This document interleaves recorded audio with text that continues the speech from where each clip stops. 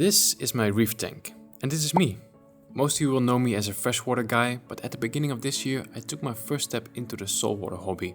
I started with a very simple macroalgae tank and immediately got hooked. So I decided to set up a second saltwater aquarium so I could try and keep corals as well. Of course, as with every new adventure, I did have a few startup issues, but that's part of the journey. Now 6 months later, the aquarium is completely stable and requires almost no maintenance. The only thing that takes a little bit of work is preparing the salt water for a water change. Because you first need RO water, then you need to measure out the right amount of salt, and then you need to let it mix for some time. So it's a little bit more work compared to doing a water change in a freshwater tank. But yeah, that's it really. So I would say we have completed level 1 and it's now time to move on to level 2. Now even though the tank looks pretty good as it is, most of the corals are not super colorful, so that's something we can work on.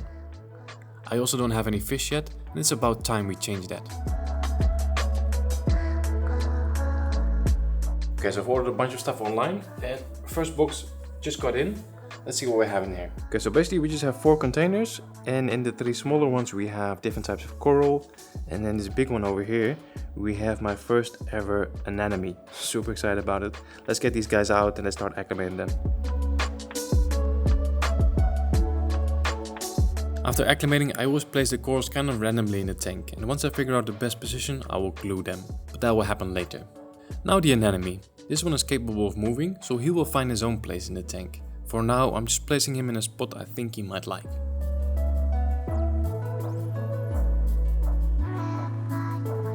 On another note, a couple days ago I found this weird creature in my tank. And after doing some research, I found out that this is called a Nudie Branch, also known as sea slugs. Now, at first I thought he was harmless, until someone mentioned that these guys actually eat corals. So I immediately removed him, but by then it was already too late and he had started eating some of my jasmine polyps. Let's hope they will grow back. Okay, new day and a new box. This one I'm very excited about. So I bought a few more corals and we also finally have a fish for this aquarium. I bought an azure damsel. He seemed to be gasping for air a little bit, so let's acclimate him quickly. Now I know some of you are probably going to be a little bit disappointed with my fish choice because many of you asked me to get a pair of clownfish for this aquarium. Now I totally agree that clownfish are absolutely amazing, but personally I feel that this aquarium is a little bit too small for them. I guess in the future we're gonna have to set up a bigger reef tank. So we have our damselfish. He's still a little bit stressed out, so we'll just leave him be. In the meantime I've unpacked all the new corals. They are now in here.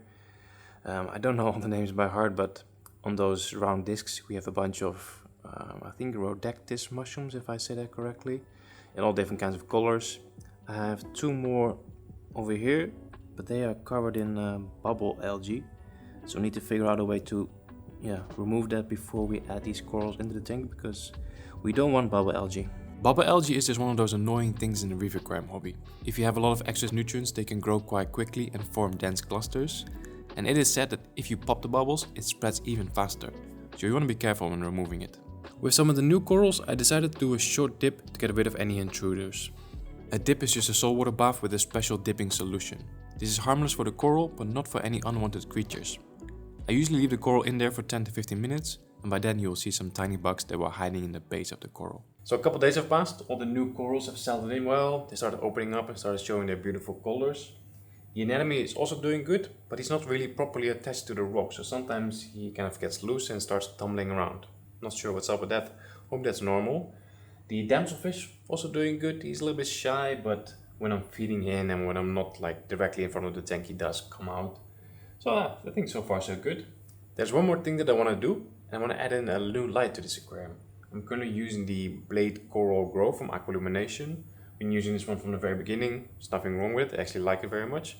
I just got a new light from one of my other sponsors, and I'm just curious to see the difference. So this new light is from a company called Skylight, and I've been using their freshwater lights for a few years now, but they do also make lights for reef tanks, so let's check it out. This one is a brand new model and it's called the Hyperbar. Here's how it looks on the tank. You immediately notice that the light is way more blue. It does come with a Wi-Fi controlled app which allows you to change the colors, but you might also notice that the camera is not really able to pick up the colors very well. Everything is just blue, and that's because we need a filter. With this orange filter on the lens we can see things properly.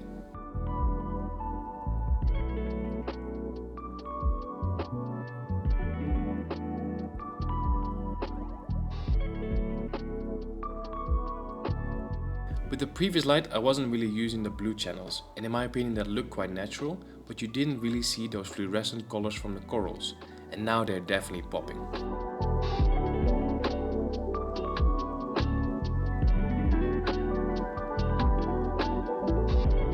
A couple weeks ago I also received some food samples from Nios. This is high quality fish food which can be stored in the fridge. I've been using the phytoplankton to feed my feather duster worm and the other varieties for the damsel, the anemone and the snails, and they absolutely love it.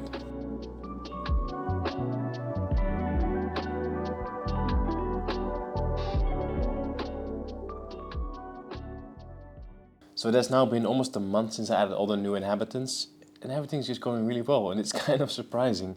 Like when I started this saltwater journey, I really thought it would be a lot more work. And it was in the beginning as well. Like before this tank was stable, it was definitely a lot more work. I was doing more frequent water changes, I was also testing a lot. And to be honest with you, I haven't really done any tests to this tank for the past 3-4 months maybe now.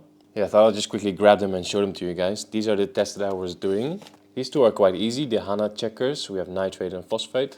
These only take a couple of minutes. But these tests, like the magnesium, the carbonate hardness, and the calcium, like these tests take quite a lot of time to do them, you know, it just takes a lot of work.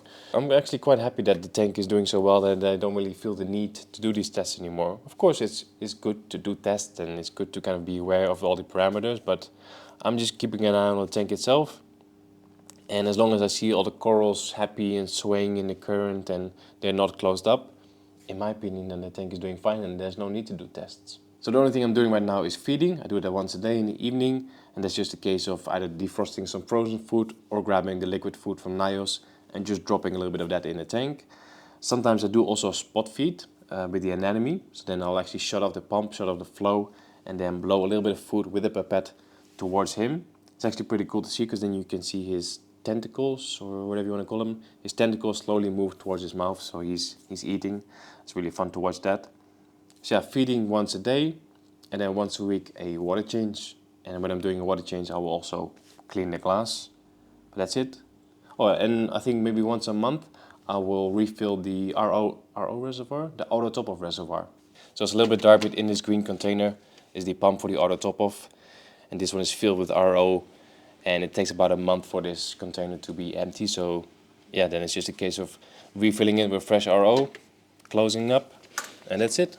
So I guess you can see what I'm trying to do here. If there's anybody watching right now that's thinking of setting up a saltwater tank, just go for it. I highly recommend it.